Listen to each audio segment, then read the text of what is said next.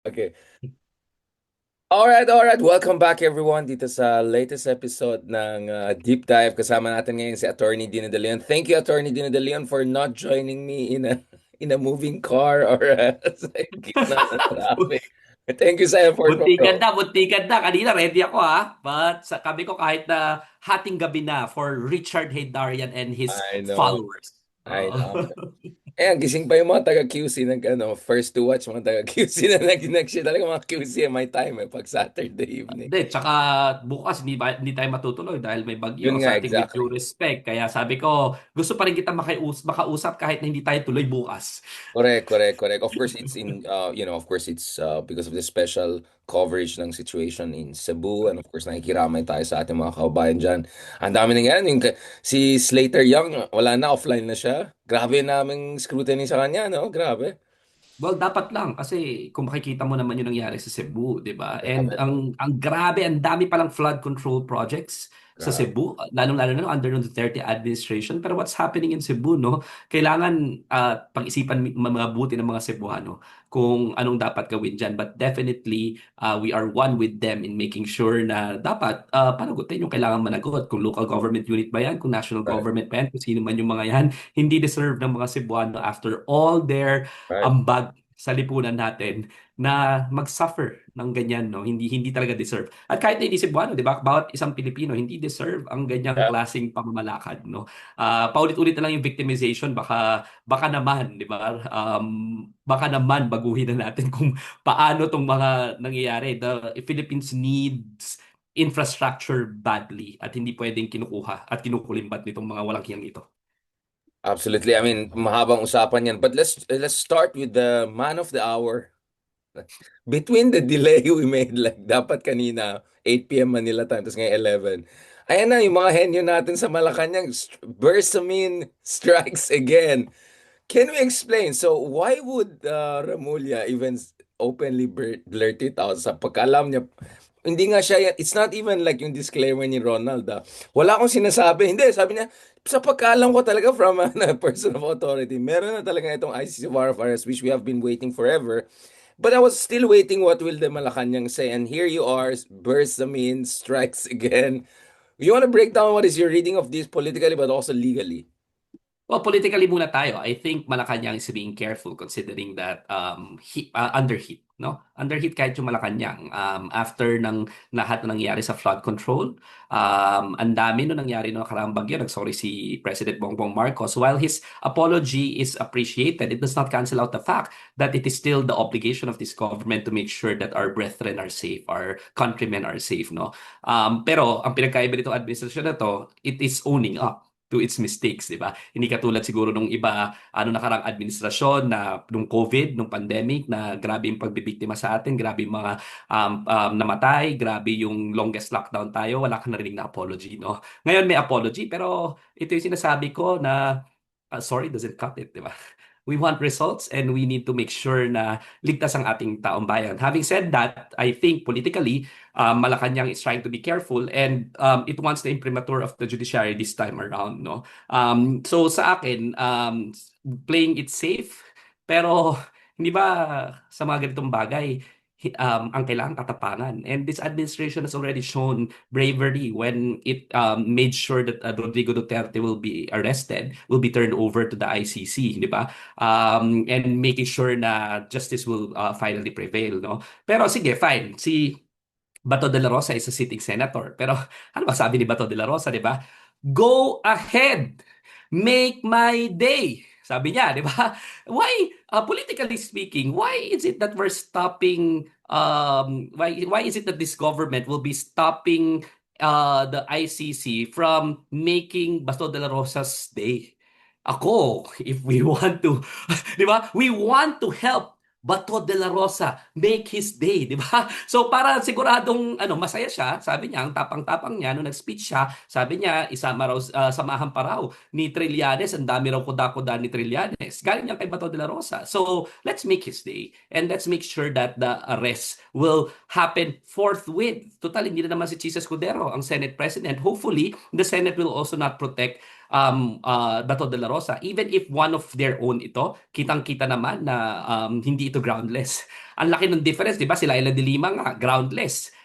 Pinayagan dati ng Senado na mangyari yon, di ba? Kitang-kita naman na political persecution. But in the case of Bato de la Rosa, it is not political persecution because it is not it is not just Filipinos who are saying na kailangan niya managot. It is the international community. It is the cold, impartial judges of the International Criminal Court, the most learned and trained international jurors in the world have validated that there is ground for the issuance of a warrant of arrest. No? So ayoko lang rin na sinasabi natin in relation to the West Philippine Sea na we have to uphold international law, we have to respect international law, tapos sarili nating institution, sarili nating presidential palace will stop that from happening, will actually not submit to the treaty that we signed, especially when we were still state parties. No? Malinaw na malinaw naman, kahit hindi na tayo state party ngayon, even the Supreme Court in Pangilinan versus Cayetano has acknowledged in a unanimous decision na meron pa ring jurisdiction ng ICC pagdating sa Pilipinas for crimes against humanity na nangyari nung panahon na tayo are state party pa rin. So malinaw na malinaw rin yan. No? So para sa akin, hindi dapat pinapasa sa Supreme Court yung desisyon or sa ating judicial processes dahil merong obligation ang ating gobyerno, and let's remember that the President is the chief architect of foreign policy and duty bound ang Pilipinas na i-implement ang international law in this jurisdiction. No? Let's i-drill natin na yan, no? I-deep dive natin ng konti. So, una-una, sa tingin mo, there was nothing going on with, why would Remulla blurt it out? Kasi people are trying to read into that. Parang hindi siya coordinated, masyadong impromptu. Why would he do that? Or was he just, just throwing out the ball or putting the pressure on Malacanang to do something to do about it? But also on the issue of extradition, I mean, this is about ICC, sabi mo nga, Supreme Court or the ruling on residual jurisdiction. So why are you ongoing here by is this passing of the buck, right? Medyo ingat ako commenting on the Supreme Court, but is this the passing of the buck? Nakikita mo nag-hedge ako, bro. I'm your counsel, so good job. I could see in your eyes. Ako yung counsel mo dyan sa Supreme Court case ko. So, good job. Yeah, you could. Well, let your counsel speak. Joke lang. Well, in this particular instance, tandaan natin dalawang bagay. No? Boying Remulla has changed so much, especially after the near-death experience that he had. No? So, nakita ko, ang laki ng pagbabago ni Boying Remulla. Nakita niya siguro, he almost, I think, faced or looked death in the eye. And pagkatapos niya mag-quadruple bypass ba yun? Triple heart bypass, di ba? Pagkatapos noon, nagkaroon pa siya ng leukemia, di ba? Ang tagal niya ng therapy, namayat ng gusto yan. Ang tagal niya hindi nagpapakita, Secretary of Justice. And afterwards, di ba? He went back guns blazing as an agent of the law, and making sure that the justice system will work in this country and will make sure that accountability will happen. No? So, I'd like to think that Boying Remulla blurted it out and he has good intentions. And, si Boying naman, calculated yun eh. Tandaan natin, ang tagal niyang politician, ang tagal niyang, ang matalino yan, no? Ang galing ng mga pinagagawa niya kahit sa Cavite, no? Kahit na anong mangyari. Ang galing ng meron niyang politically savvy yan. Yun lang sasabihin ko, no? So, and I think he is right now at the very least when it comes to accountability, when it comes to justice system, ang laki ng pagbabago ni Boying Remulla. So I'd like to think that he meant well. He means well and he meant well. Number one.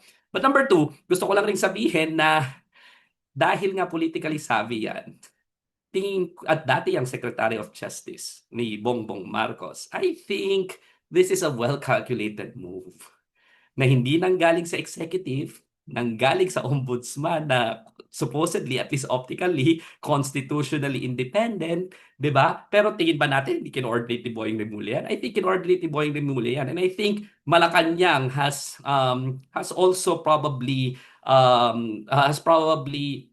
designed this in such a way na, okay, this time around, we will leave it to the judiciary kasi may bagong rules. No, so I think there is still political will insofar as this government is concerned, to make sure that Bato de la Rosa and the architects of the bloody, murderous drug war will see the light of justice. But this time around, they're a little bit careful considering the changed political environment, di ba? Yun yung aking tingin, no? Politically speaking. Having said that, I think comfortable rin, tanda natin si Chief Justice Bersamin, Chief Justice nga eh. Ang tagal niyan, di ba? I think they are also legally confident, and I am legally Sa confident Supreme Court. that sa Supreme Court, in terms of the rules, kung ang sinasabi nila, the rules must be tested kasi bagong-bago, di ba? Ang sabi kasi ng mga DDS, nakikita ko na ang dami, this is the time kasi na ang dami na namang bagong abogadilyo at kahit yung mga abogado nila, di ba? Nagsasabi na, wow, Digong is a hero right now. He sacrificed himself just so that more Filipinos are going to be protected by this new issuance of the Supreme Court. And the Supreme Court foresaw the need of releasing this no nung May. Una, kitang-kita naman dun sa rules na ang nakalagay doon extradition. And ang concept kasi ng extradition, it's between two countries, no? Two countries and there is a requesting state. Okay? There is a requesting state and there has to be an extradition treaty and kaya kailangan lang itingnan ng judicial branch of our government dahil dun sa double complementarity rule. I-dissect lang natin konti yan para sa ating mga nakikinig na hindi naman lawyers, di ba? Kasi di ba it sounds legalese. Pero ibig sabihin lang ng double criminality, di ba? Double complementarity rule is dapat yung krimen na hinaharap nila, krimen din dito sa Pilipinas. Doon sa bansa na yon. In other words, kunyari, may extradition treaty tayo, let's say for example kunyari lang, Singapore, okay? Sinabi nila the crime of estafa ay nakumit ng ating citizen and merong warrant of arrest yung judicial authority nila, iti-check dapat yan sa Pilipinas kung krimen din ang estafa sa Pilipinas. Kung hindi yan krimen sa Pilipinas, hindi natin pwedeng i-extradite yung ating brethren, yung ating countrymen doon sa bansang yon, no? Yun lang yung reason Clearly, ng this applies extradition. to some culturally specific kind of laws, di ba? Sabihin natin, certain kind of relationship baka bawal sa bansang A because of religious reason, pero yung bansang Correct. B, different yung religious culture nila. So, walang alignment. Kunyari, Yeah. women cannot wear skimpy clothes. Tapos krimen sa kanila 'yon and ang punishment is stoning to death. 'Di ba? Malamang hindi yan violation sa Pilipinas Yeah. at hindi rin appropriate yung penalty, so hindi natin i-extradite. Pero kung yung krimen ay krimen rin dito, malinaw na i-extradite. So two reasons. Number one is legally ha. Makikita natin na hindi applicable ang extradition rule kasi hindi naman bansa ito. Rather, it's a supranational organization which we signed. Di ba? So, kitang-kita yon na hindi naman kabansa ang ICC, International Court yan. That's first. Second, assuming na double complementarity actually applies, meron tayong sariling law criminalizing, 'di ba, yung tinatawag nating crimes against humanity, 'di ba? So even in terms of double complementarity, kung i-check natin 'yan, no? Makikita natin na krimen din 'yan dito sa Pilipinas. So pwede nating i-extradite assuming that the extradition treaty applies. Pero sa akin, extradition rule on extradition applies. Pero para sa akin hindi talaga yan applicable kasi hindi naman ito bansa na ito, 'di ba? Number three, even our own Supreme Court sinabi na applicable pa rin yan. Yung, di ba? Yung crime na yan. So both our own Supreme Court, our own domestic law, but at the same time, in terms of applicability, hindi talaga siya applicable kasi hindi naman basa yung International Criminal Court. What does govern? What governs actually is the Rome Statute. No? Nakalagay sa Rome Statute na even after the withdrawal of a country, it does not exonerate the country from the obligations set out in the treaty during that time when it was still a state party. At in a unanimous decision, the pre-trial chamber stated na may jurisdiction pa rin ng International Criminal Court kasi ang tinatry natin at this point in time ay yung mga krimen na na-commit ni Rodrigo Duterte nung siya ay mayor pa ng Davao City and at the same time nung siya ang presidente prior to the effectivity of the withdrawal of the Philippines from the ICC. So napakalinaw sa aking legal mind, no, na hindi applicable to at kahit na applicable ito, pasadong-pasado. So I think Malacanang, Chief Justice Bersamin, Executive Secretary Bersamin, is quite confident na kahit na ilagay natin ito sa judiciary, papasa. So they just want an additional imprimatur para hindi lang sa executive ang sisi. Bagkus sinabi ng ating sariling court, no. So ako, hopefully our justice system, our court system will actually affirm the warrant of arrest. At any rate, ito lang huli kong argument, ha.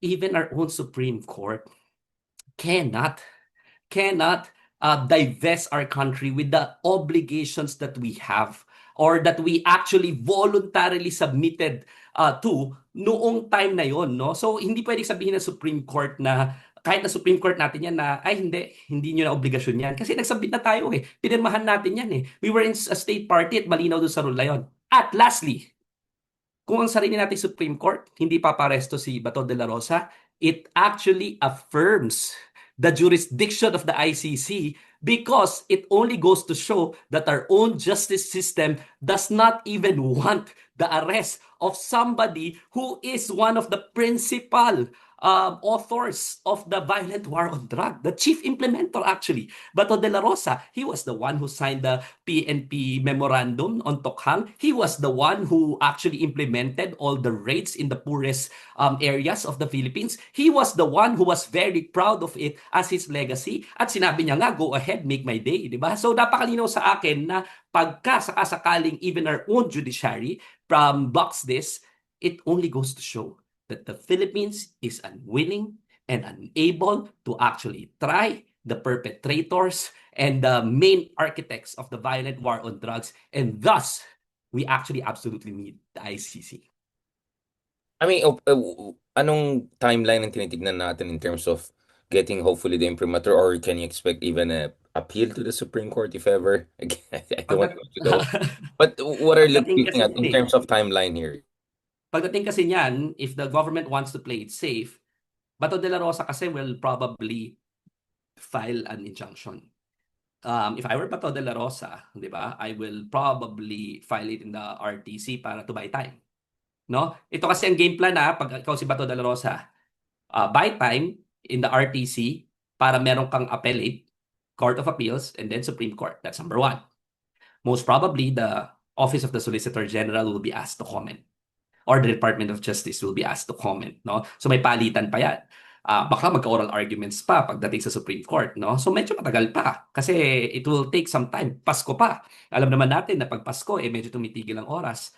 In the meantime, Bato de la Rosa will try to seek refuge sa Senado. And even after judicial imprimatur, and even when the executive is coming in, baka sabihin niya, hindi niyo ako pwedeng hulihin habang may session ng Senate. Pero tandaan natin na ang immunity ng senator is only for certain crimes at hindi yan crimes against humanity up to a certain 6 years, 7 years na penalty lang ang pwede ng immunity ng isang senador, no? Hindi crimes against humanity, no? Walang immunity from suit pagkadating sa ganyan, and only when Congress is in session. So ibig sabihin, when Congress is no longer in session, hindi rin siya pwede magtago sa Senado, no? So limited yan. So para sa akin, it's just gonna be a matter of time na Bato de la Rosa will be arrested. Baka mas mabilis kung mas mabilis yung korte natin, mas mabilis yung kasi ito yung isa sa pinaka-test case itong bagong rules, no, extradition. Everyone will be watching, not only the Filipino people, but the international community. Kung ready ba ang Pilipinas i-honor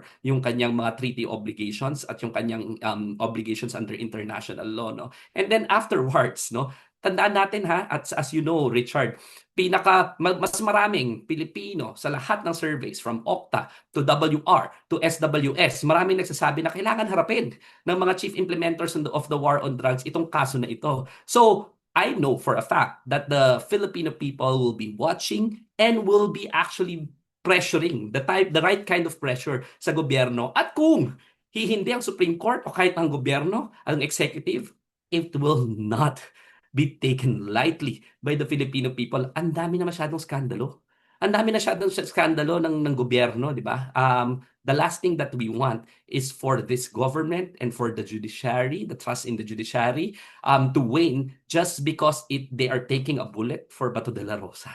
Di ba? Yung Filipino people want to see them face justice, want for them to go to the ICC at dapat i-honor naman nila yung will ng Filipino people. So malinaw sa akin na even politically speaking in terms of the critical mass supporting the arrest of Bato de la Rosa, it is very evident, at least based on all empirical pieces of evidence that we have, no? WR survey, Okta, SWS, lahat yan sinabi more than 5 or 6, meron pa nga 8 out of 10, di ba? Sinasabi na gusto nila managot yung mga chief implementers of the murderous, violent war on drugs. Let's make Bato de la Rosa's day. Absolutely. For sure, walang kinalaman, all of this, wala naman silang kinalaman. But in theory, Bato would also be happy if magkaroon ng people power this month at mapatalsik yung gobyerno. Like, I'm sure walang kinalaman lahat ng mga bagay na yan, right? But that could also change the landscape. I mean, but on a serious note, dapat ba mag-worry tayo about itong mga plano ng mga malalaking religious groups to come together and show force and I don't know kung people power ang hinahanap nila. At least yun ang gusto ni Humbaboy from, I don't know kung saan siya, Netherlands. Anong basa mo dito? Because there's also that X factor na baka naman mapalitan ng gobyerno or something like that. Alam ko namang sarcastic ka na wala namang kinalaman itong mga ito. Di kaya gusto nila, di ba? Wala. Di ba? Nagpapatawag bigla ng accountability, nagpapatawag bigla ng justice, nagpapatawag bigla, anti-corruption talaga, bigla. Si Harry Roque, talaga. Harry Roque, the main defender of the very corrupt regime of Rodrigo Duterte na mahigit dumoble, 2.5% ang utang ng Pilipinas. Pagkatapos ng all-family scandal na pinagsisisigawan niya yung mga doktor na nagsasalita na bakit binababoy yung healthcare system natin, di ba? Lahat ng mga corruption from Pastilla scam to yung Dolomite Beach, di ba? Lahat ng mga pati yung mga kontrata na nabag nung panahon nung COVID-19, gabi yung mga kontrata raw, di ba? Supposedly na-award kala Solicitor General Calida ng mga panahon na yon, at least based on a lot of studies by journalists na scandalous, di ba? Yung Freegate scandal ni Bongo, hindi naman nagsalita itong mga ito, di ba? Biglang ngayon anti-corruption sila, di ba? It is because they want Sara Duterte to replace Bongbong Marcos, no? Para sa akin, biglang talaga lang itong Iglesia ni Cristo, yung mga kapatid natin diyan sa Iglesia ni Cristo, biglang anti-corruption. Bakit nasaan yung pagsasalita nila nung napakaraming corruption at bakit nila in-endorse yung pinakamararaming scandals ng corruption nung lahat ng mga eleksyon, di ba? Hindi ako naniniwala, pasensya na kayo, Wait, na nag-endorse anti-corruption naman sila talaga. ng Bam Aquino eh. Talaga, nag-iisa, di ba? Para lang siguro magkaroon ng semblance ng kalinisan yung kanilang listahan, di ba? Pero ultimately, sa akin, itong rally na ito, we should take it with the grain of salt pagdating sa kanila, no? Sige, welcome kayo sa rally, pero talaga, ang panawagan nyo lang, yung corruption sa under the Marcos administration, saan yung corruption na panawagan ninyo nung panahon ni Rodrigo Duterte na nagsimula ang mga diskayas nung panahon ni Rodrigo Duterte. Pinakamaraming flood control projects na implement panahon ni Rodrigo Duterte. So if you wanna be consistent in your call, empirically speaking, siguro naman manawagan kayo ng pag-iimbestiga sa Duterte administration. Hindi namin kayo pipigilan. Pero kung selective kayo, na Marcos administration lamang, panagutin ng Marcos administration sa lahat ng pagkukulang at korupsyon. Pero panagutin din ang Duterte administration sa lahat ng mga korupsyon. Dino, bigla kang nawala nung galit ka na sa corruption.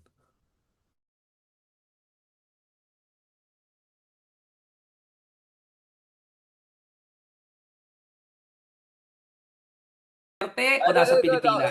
Nakatay, may nagalit sa atin. Yeah, you were saying, yung mga galit sa corruption, mga for good governance, yung kanilang adikain, walang kahit na Governance, di duda. ba?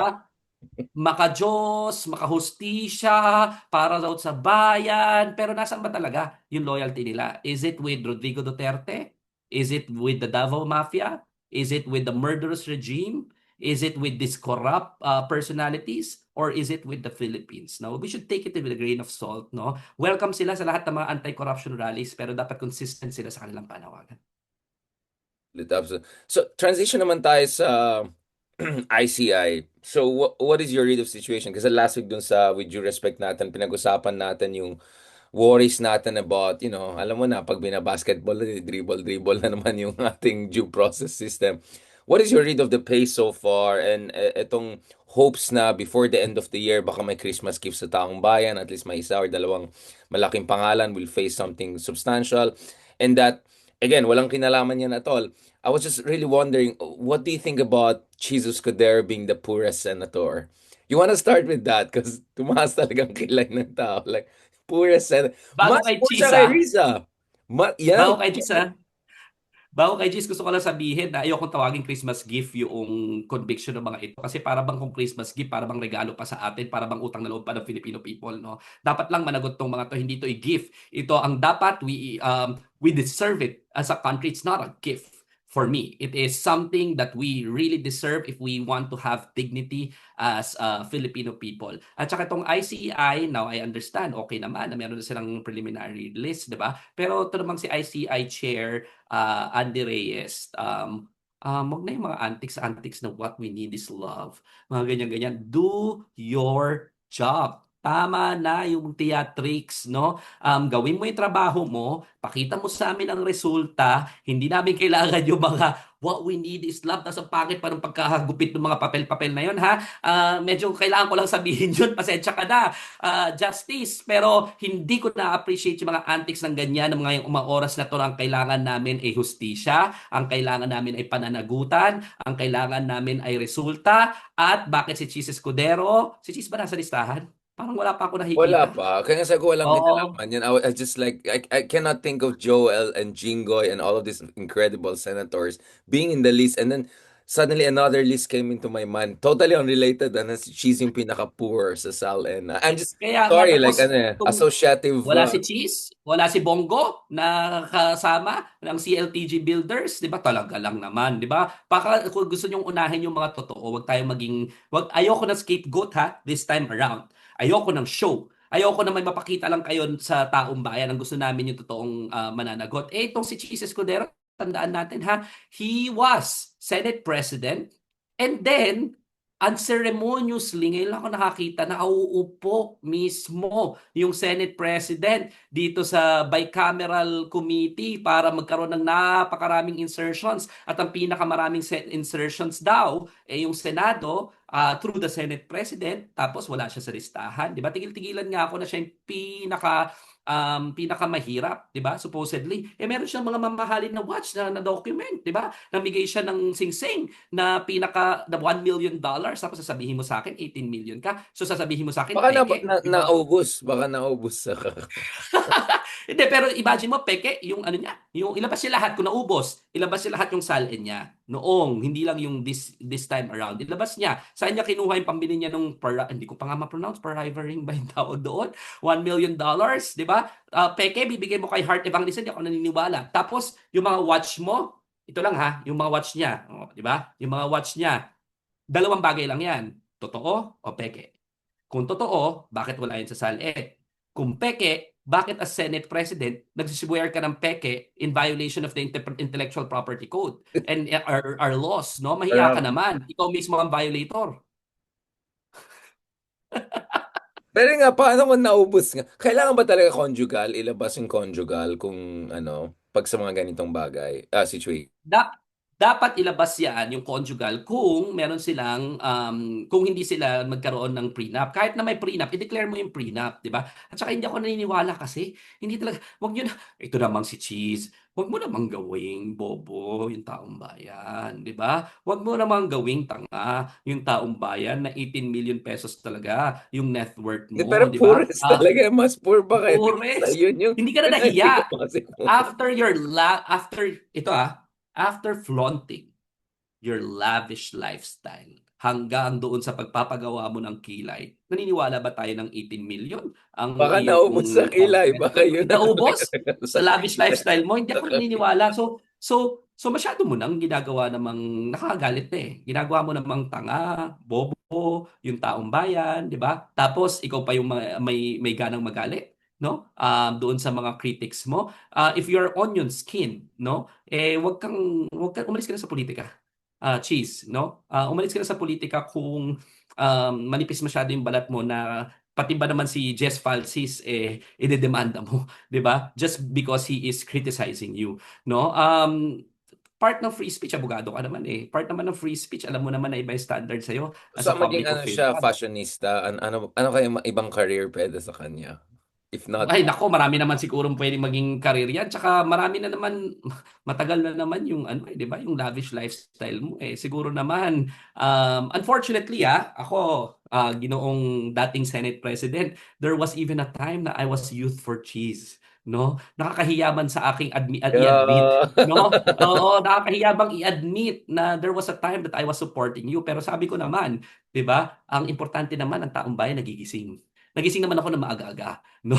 Nagising naman ako ng maaga-aga. Pero there was a time, nung 2009, I think, na ako'y sinuportahan naman kita, no? Pero nagising ako ng maaga-aga at nakita ko naman na you don't deserve my vote, no? Marami naman tayong mga sinusupport na personalities before, eh. Pero ang ako lang, pagdating sa public official, kailangan they have to have the continuing qualification to earn my vote.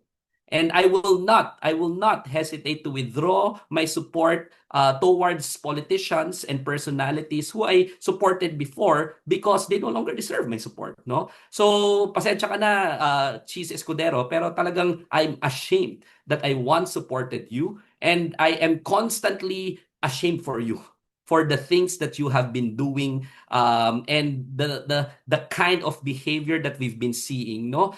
Forthwith lang, hindi mo pa maintindihan. Basic English yan, no? Parang awa mo na, face justice at huwag ka nang magpanggap. Uy, parehas Naniniwala kayo naman ng ako. alma mater, wag kang ganyan Georgetown. There's a time for redemption. Baka naman, may time na magkaroon ka ng redemption, pero unsolicited advice, the start of redemption is for you to have shame and for you to leave public office at the soonest possible time. Pwede bang crime yung salin niya if ever talagang mukhang doktor, mukhang hindi realistic? I mean, could that be an angle that could potentially bring him down? Ang ganda 'di ba Richard ngayon na all of a sudden nag-uunahan yung mga senador maglabas ng salin. All of a sudden transparency is cool again. There was a time that this was the norm and it's starting to become a norm, 'di ba?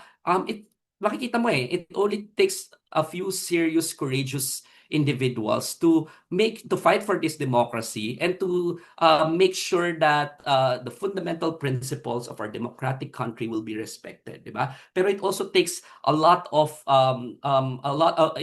it takes of only a few leaders na grabe yung walang shame at saka grabe yung bravado at grabe yung kasamaan para sirain tong demokrasya na ito. Kaya nga dapat we have to be very careful, no, with the ones who we elect. Ang pinaka-importante sa aking ingredient is of course shame and embarrassment. Si Rodrigo Duterte kasi dahil may antisocial personality disorder, may narcissistic personality disorder, wala siyang, and this is categorically found by a court of law in Pasig, no, wala siyang shame, incapable siya of empathy. Yun ang sinabi mismo doon sa judicial decision na iyon, no? Kaya wala yang shame. So gusto ko lang sabihin na SALN right now is a cool thing.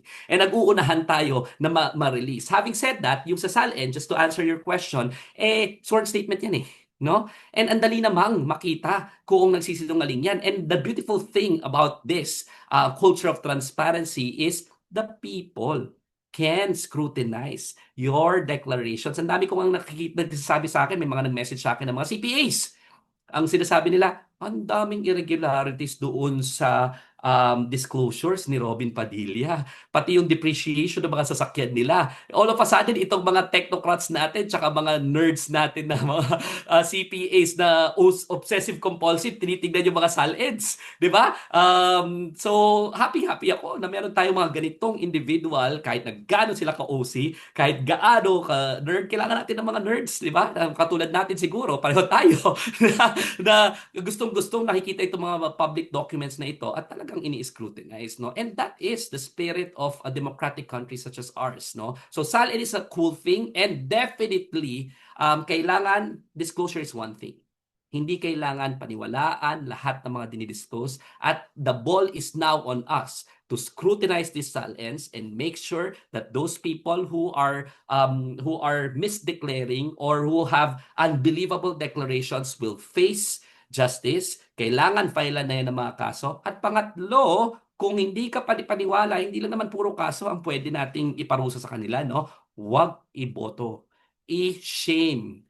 'di ba, i-expose na ginagawa nilang bobo yung taong bayan. Kung meron ako paniniwalaan hanggang ngayon kahit nanalo si Rodrigo Duterte, no, nagkamali man ng taong bayan, pero hindi tanga ang taong bayan, no. Natututo 'yan. At I can see right now that in due course the Filipino people will change the kind of leaders that we have, 'di ba? Kahit nga sa Amerika, kung makikita mo naman, 'di ba? Nanalo nga si Trump eh.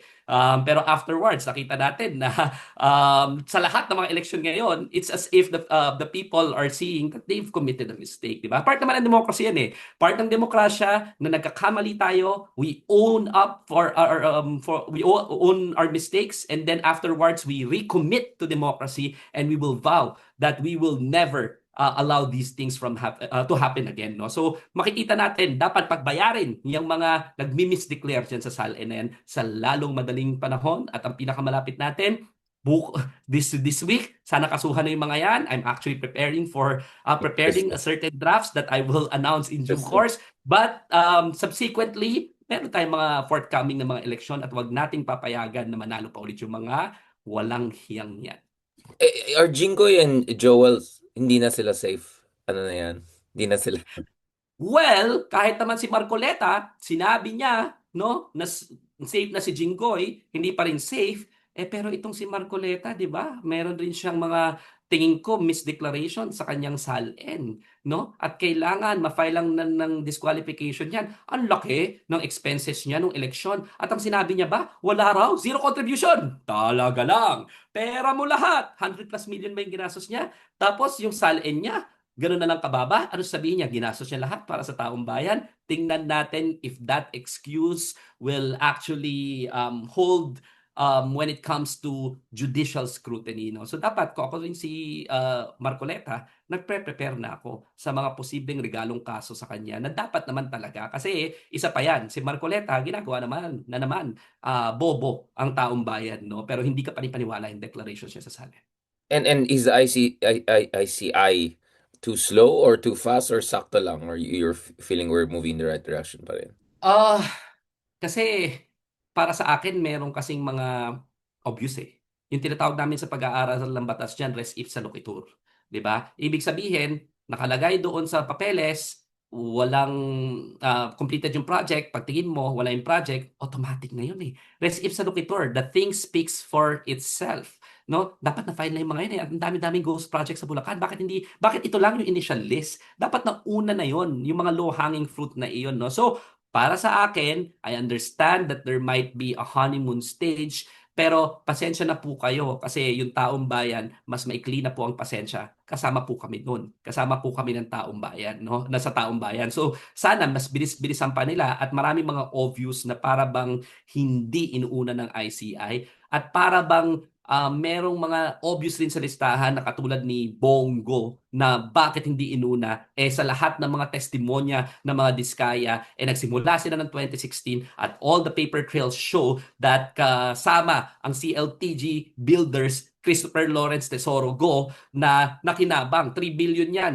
pagkaupo pa lang ni Rodrigo Duterte. 3 billion.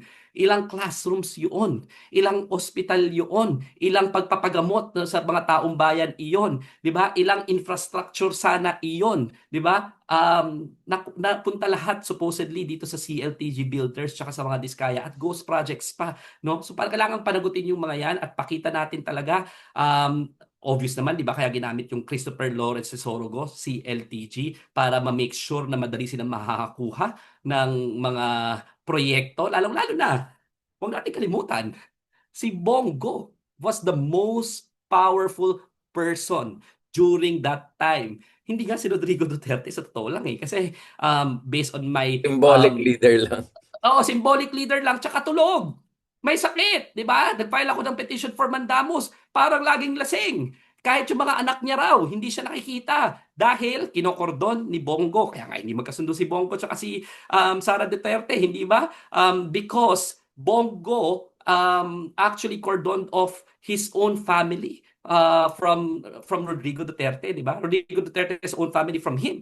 Napakalinaw niyan. Kung maalala natin, bakit tumakbo si Sara Duterte as Vice President? Di ba? Kasi si Bongo magpa-file as President Vice President niya dapat si Rodrigo Duterte. Sa inis ni Sara Duterte, imbis na presidente, mag-Vice President para mapigilan lang ang Bongo Rodrigo Duterte tandem. Nung nag-file si Rodrigo Duterte na parang lasing, hindi raw nila nami-meet, tapos pagdating doon, tinanong ng media, tatakbo po talaga kayo laban sa sarili niyong anak? Anong sabi ni Rodrigo Duterte? Ah, nag-file ba?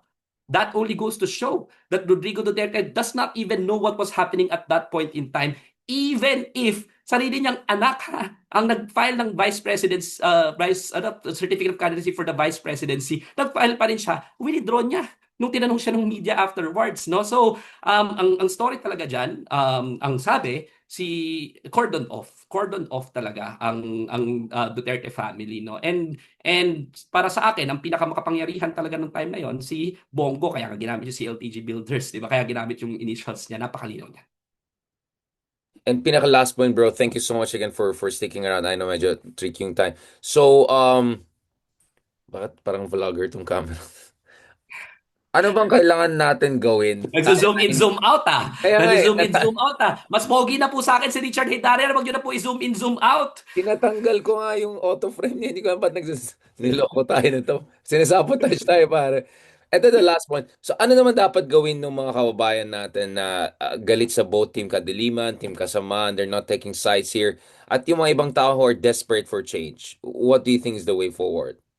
Well, definitely, we have to make sure that we mobilize. In our mobilization, we have to be very careful because whether we like it or not, the insidious forces are there trying to hijack all our efforts. Wag po tayo magpapagamit, whether deliberately or not. No, wag na wag po. Kasi the road to hell is paved with good intentions. But if there's something that we've learned from Rodrigo Duterte's regime all the way up to this administration, no, gagamitin po tayo at matatalino po itong mga masasamang taong ito, no? So we have to make sure that we have to be very intelligent when we mobilize. And para sa akin, malinaw dapat ang sigaw sa November 30. Ayaw natin ng korupsyon, kailangan may managot, ipakulong na lahat yung mga magnanakaw na yan, at hindi exempted ang Duterte administration. So sa akin, kami dapat mga placard doon, no? Sara Duterte, hindi namin nakakalimutan ng confidential funds mo. Sara Duterte, hindi namin nakakalimutan na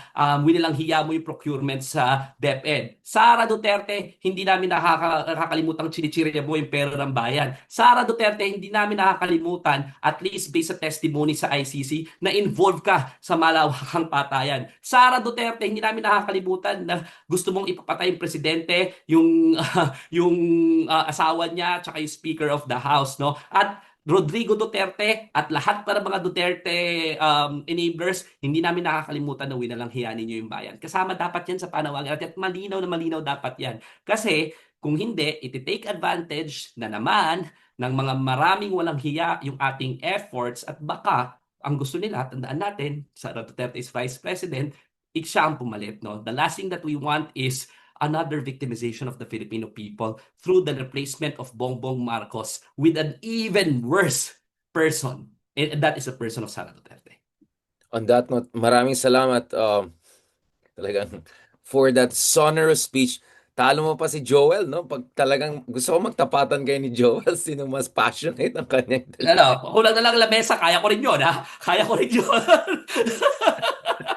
on Ang that magaling note. kasi sa'yo, Richard, ang galing mong mangsusi. Sinusian mo na naman ako. Maghahating gabi na. Gising na naman ako.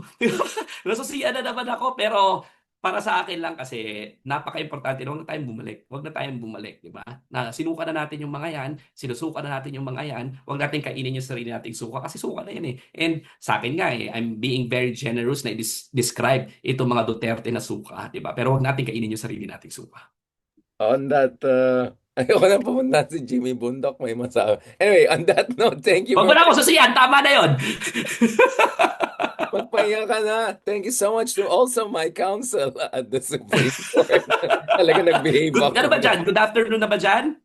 Medyo mag-evening na rin. Magpahinga ka na, Namimiss ka na ng brother. Pilipinas. I Bumalik ka na. know. Kailan balik mo? See you soon. Then let's do a year-ender sa December. Don't worry. Ayusin Okay, natin. I will be in New York. I will be in New York. I will be Entire spending December? entire December all the Oh way my up to God. January. Pero January, Oh, will be back. Let's do I'll something be back. January I'll be then. back. Sige, early Okay. January, let's meet. God bless, brother. Talk to you soon.